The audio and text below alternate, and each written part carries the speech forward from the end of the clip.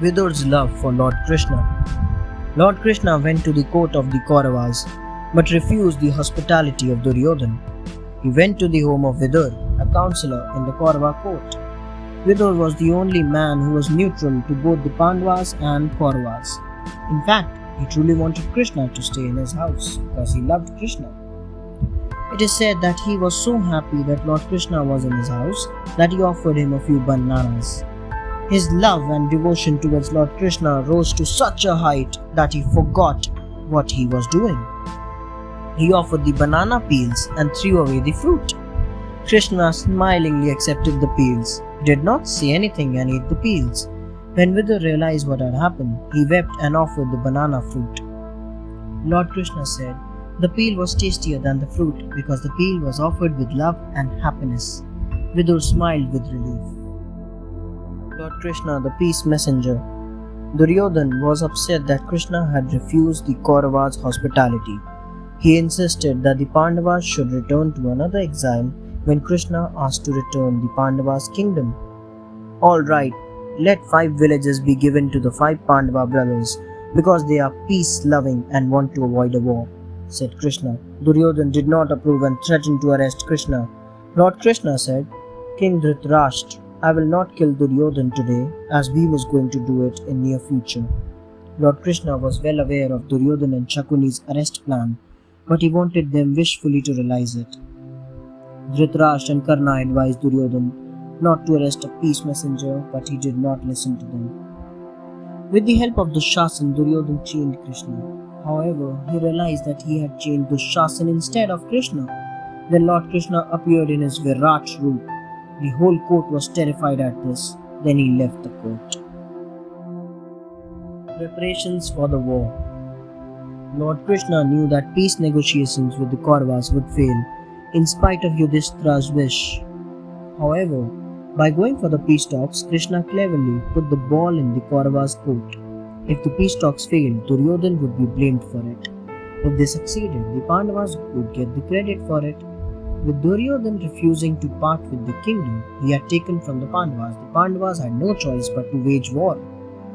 However, Lord Krishna made master preparations for Mahabharata war. When he was in Hastinapur for peace talks, he took Karna aside and told him about Kunti being his mother. He requested Karna to help his brothers, Pandavas, but Karna turned down his request. Lord Krishna turned to Bhishma. He knew the truth of Karna's birth and did not wish for Karna to fight against his brothers. So Bhishma insulted Karna in the war council. Karna swore not to enter the battlefield until Bhishma died. Balram opts out. Lord Krishna was fully aware of the capabilities of his army, Narayana Sena. He thought if the great Balram enters the battlefield on Duryodhan's side, the game will be over for the Pandavas. Lord Krishna convinced Balram this Mahabharata war would be filled with unfair and unjust ways. A man of your accomplishment should not taint his soul by participating in it. You should instead go on a pilgrimage. Thus, Balram opted out of the war. Duryodhan, on behalf of the Kauravas, and Arjun, on behalf of the Pandavas, went to Dwarka to seek Lord Krishna's help for the oncoming war. Lord Krishna was sleeping when Duryodhan entered his room, so he waited for Lord Krishna to wake up and sat near his head. Arjun also came, but a little later, and he sat at Lord Krishna's feet. When Lord Krishna woke up, he saw Arjun first as he was at his feet, and then Duryodhan. He heard both of them seeking his help and made a proposal. Lord Krishna's clever conditions. Lord Krishna heard Duryodhan and Arjun's plea for his help for Mahabharata war. He proposed, I will not fight in this war, but I am willing to give my mighty army, Narayani Sena. You both will have to choose between me and my army. Duryodhan chose Lord Krishna's army and Arjun chose Lord Krishna. When Duryodhan left, Krishna scolded Arjun. You are so foolish. Duryodhan cleverly took my mighty army and you are asking for me? I am going to sit idle in the war. I am as good as nothing, Arjun replied. But you are everything for me, my lord. Against the wishes of his counselors, Lord Krishna gave his army to Duryodhan. Then he promised to fight on behalf of the Pandavas, but he made it sound as innocent as possible. He said, I will only be Arjun's charioteer I will not take up arms. Duryodhan made a fatal mistake again. He underestimated Lord Krishna and agreed to his clever conditions. Duryodhan's brilliant plan. Lord Krishna is considered one of the chief masterminds of the great Kurukshetra or Mahabharat war. After he had manipulated Bhishma to insult Karna, Karna vowed not to enter the war till Bhishma died.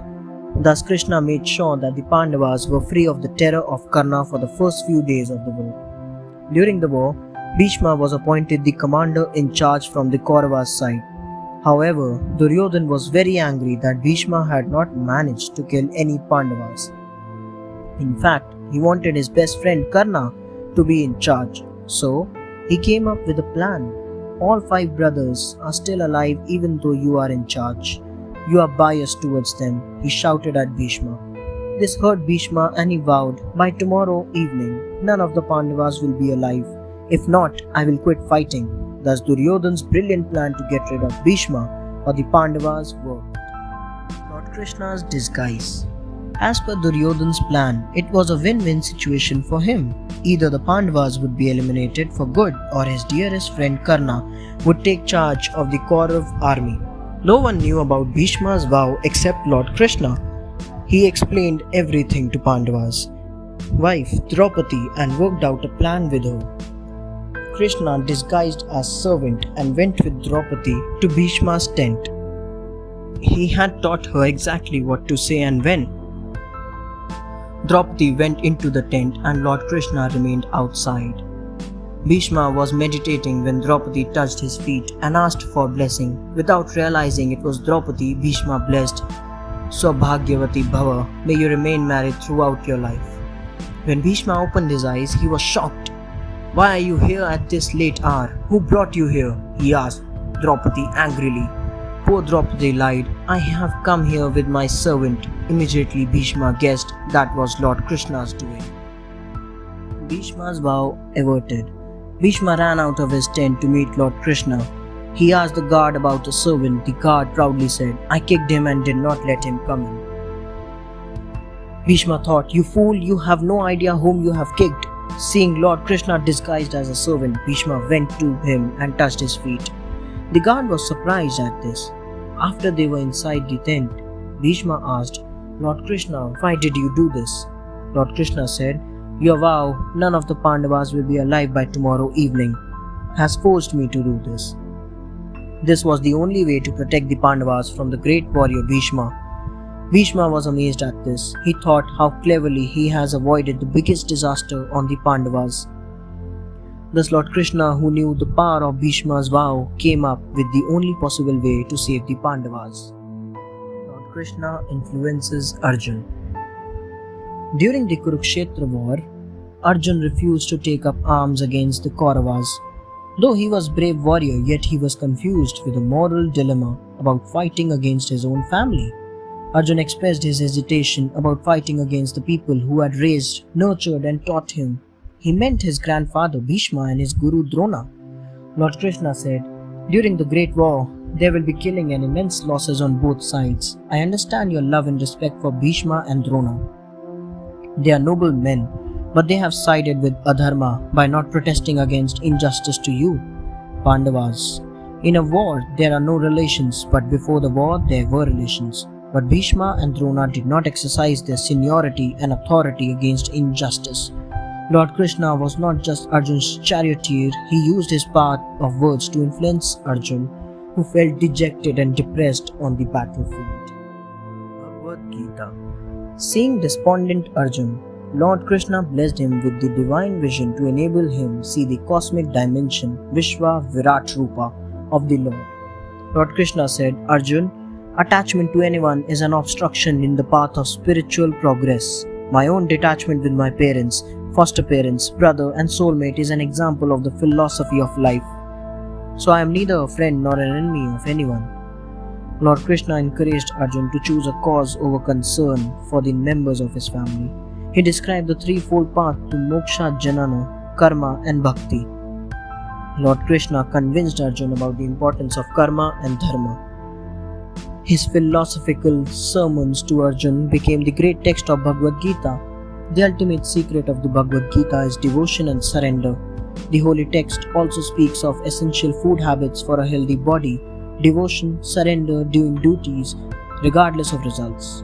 These were the keys to avoid grief and attachment. Sanjaya, the one with divine vision. The blind king Dhritarashtra was eager to know the happenings of Mahabharata war. Sanjaya was Dhritarashtra's advisor and charioteer. The great sage Vyas had granted him the divine ability of seeing events from a distance. So he narrated the daily events of the war for Dhritarashtra.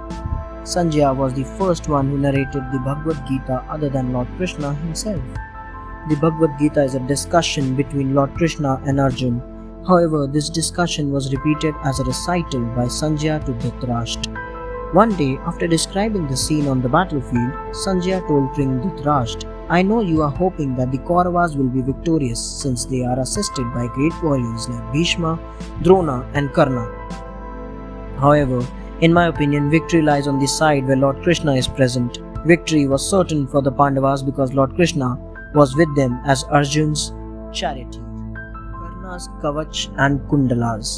Karna was given the Kavach and Kundalas at his birth for protection by his father, the sun god.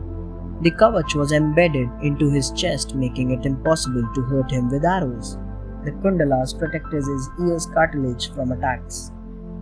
Together they made Karna immortal, as there was no other way to kill him. Indra, the chief of gods and Arjuna's father, knew that Arjun would be in danger as long as Karna had his Kavach and Kundals.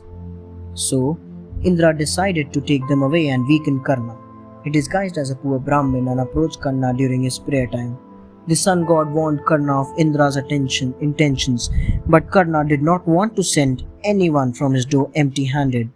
He readily gave away his Kavach and Kundals to Indra, cutting them off his body. Indra was so ashamed that he gave Karna a boon to use his most powerful weapon only once during the battle. The fall of Bhishma. Kunti went to meet Karna to reveal his true identity.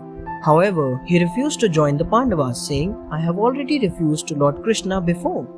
Anyway, it is too late to do that as I am close friend of Duryodhan. However, I promise you that I will not kill any of the Pandavas except Arjun." On the 10th day of the war, the Pandavas could not keep up with Bhishma. Then Krishna suggested Bhishma could lower his bow if a woman came before him. As no woman was allowed in the battlefield, Krishna asked Arjuna to keep Shikhandi in front of the chariot while fighting against Bhishma. Shikhandi was born as a woman but later became a man because of a demigod. Bhishma refused to fight against Shikhandi. Thus Arjun shot 100 arrows and pinned Bhishma down. There was no way to kill Bhishma as he had a gift of choosing the moment of his death. Chakravyuha. Drona became the chief of the Kaurav army after Bhishma. He planned a war trap called Chakravyuha and made Jayadratha the leader of it. Only Arjun knew how to break this trap, but Drona made sure that Arjun was nowhere nearby. As the Chakravyuha moved towards the Pandav army, it crushed them on its way. So, Arjun's son Abhimanyu entered it, but he did not know how to get out. He single-handed fought all the warriors. However, Duryodhan, Karna, Drona and Ashwatthama mercilessly killed brave Abhimanyu. When Arjun heard this, he vowed to kill Jayadratha, the leader of Chakravyuha. The next day, Arjun entered the Chakravyuha but was unable to reach Jayadratha until close to sunset. So Lord Krishna created an illusion by which the sun set and the Kauravas stopped fighting Arjun. "Arjun, don't lose this opportunity," Lord Krishna shouted.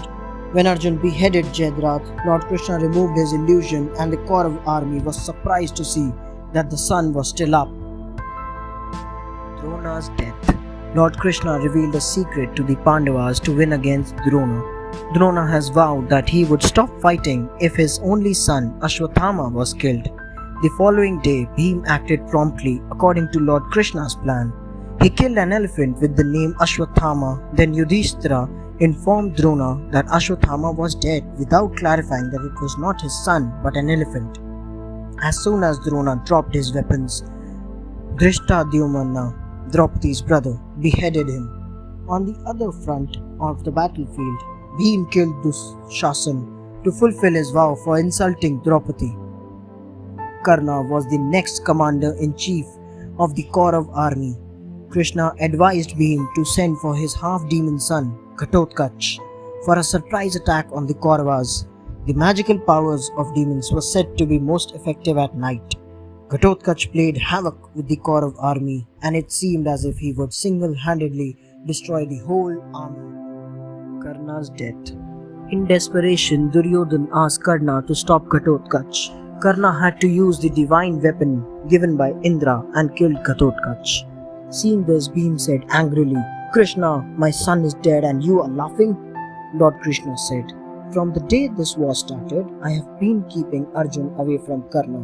I am laughing because Arjun is safe now." Thus, Karna made himself vulnerable against Arjun. When Karna soon stood face to face with Arjun, his charioteer was suddenly killed and one of the wheels of the chariot broke down. Karna requested Arjun, "Stop fighting while my wheel is fixed. I am unarmed and it is unethical to attack me." However, Lord Krishna said, "Karna, this war is unethical in itself. It will be foolish of Arjun not to take this opportunity to kill you." Thus, Arjun killed Karna and the Kaurav army began to flee away from the battlefield. After Karna's death, Duryodhan went missing and the Kaurav army surrendered. Duryodhan's death. Duryodhan was finally found hiding inside a tank. Duryodhan could not have been beaten in a straight mace fight, but Bhim still challenged him.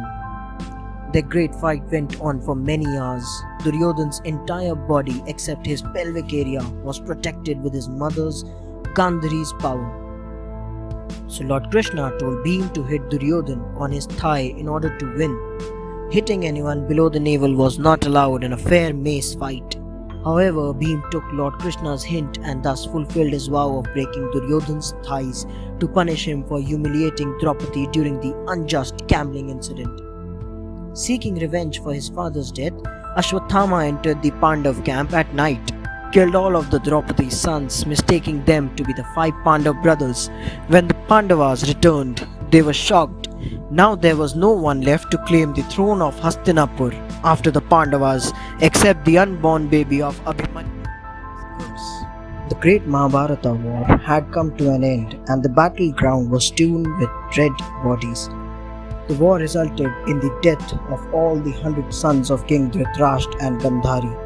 When Lord Krishna visited Gandhari to offer his condolences, she cursed him in a fit of rage and sorrow. She said, "I worshipped you every day and expected you to protect my family. You could have easily averted this bloodshed and disaster. Now my 100 sons are dead." Seeing Krishna smile, Gandhari started shaking with anger. "You dare to smile after all of this? Just as the Kaurav dynasty has ended fighting with one another, similarly your Yadav dynasty would end fighting and killing one another after 36 years. She cursed. Once her anger was gone, Gandhari fell at Lord Krishna's feet and apologized. However, Lord Krishna happily accepted the curse. Still smiling, he walked away. The curse of the sages. After Yudhishthira was crowned as the king of Hastinapur, Lord Krishna went back to Dwarka. His clan, the Yadavas, lived in eternal happiness in Dwarka, so much so that they forgot good conduct, morals, and the importance of discipline and humility. Once when sage Vishwamitra and sage Narada came to visit Lord Krishna and Balram, they went beyond the restraints of respect for them. A few children of Lord Krishna dressed up Samba, son of Krishna and Jambavati, as an expecting woman and asked the visiting sages to foretell the gender of the child. The sages did not appreciate the sense of humor of the children. Feeling insulted, they cursed Samba. "You shall give birth to an iron rod, which in turn will be cause for the fall of Yadav dynasty." The very next day, Samba gave birth to an iron rod. When Balram heard about it, he got it powdered and had it thrown away in the ocean. The end of Yadava dynasty. Gandhari's curse started taking form. As a last resort to save his dynasty, Lord Krishna prohibited liquor in the city of Dwarka. In the 36th year after Mahabharata war, the Yadavs went on picnic and became drunk. There was a fight between Krishna's sons. Kritavarma and Satyaki. Soon, all the Yadavas took sides. They took out the stems of a seaweed which grew at the seashore and hit one another. Thus, all of them died. Only Lord Krishna, Balram, and Daruka, his charioteer, remained alive. The seaweed had grown out of the powder of the iron rod. It was washed up on the shore, and some of it took the form of an arrow. Deeply depressed, Balram went into a yogic trance and gave up his body. He turned into a huge white serpent and went into the sea. He was an incarnation of the great serpent Sheshnag, the bed of Lord Krishna. Lord Krishna leaves for his heavenly abode. Lord Krishna was very sad and sat under a tree to meditate. A hunter passing by saw his yellow clothes and mistook him to be a deer. He shot an arrow made from the iron rod. The arrow entered the sole of Krishna's feet. Finally, Krishna left for his heavenly abode. Arjun came to Dwarka as it was Lord Krishna's wish that the Pandavas should take off the Yadav women and children. Arjun took them to Hastinapur. As soon as they left the sea engulfed Dwarka, some robbers attacked Arjun's party on the way. They took the women and wealth away. Arjun's powers of archery and the knowledge of weapons failed him. In despair, he went back to Yudhishthira and told him everything. After Lord Krishna had left, the Pandavas lost interest in the worldly matters. They crowned Arjun's grandson Parikshit, son of Abhimanyu, and left on a pilgrimage. When Lord Krishna left the earth, this marked the beginning of the Kali Yuga age. Thanks for watching. Do like, share, subscribe to Sahil Book House.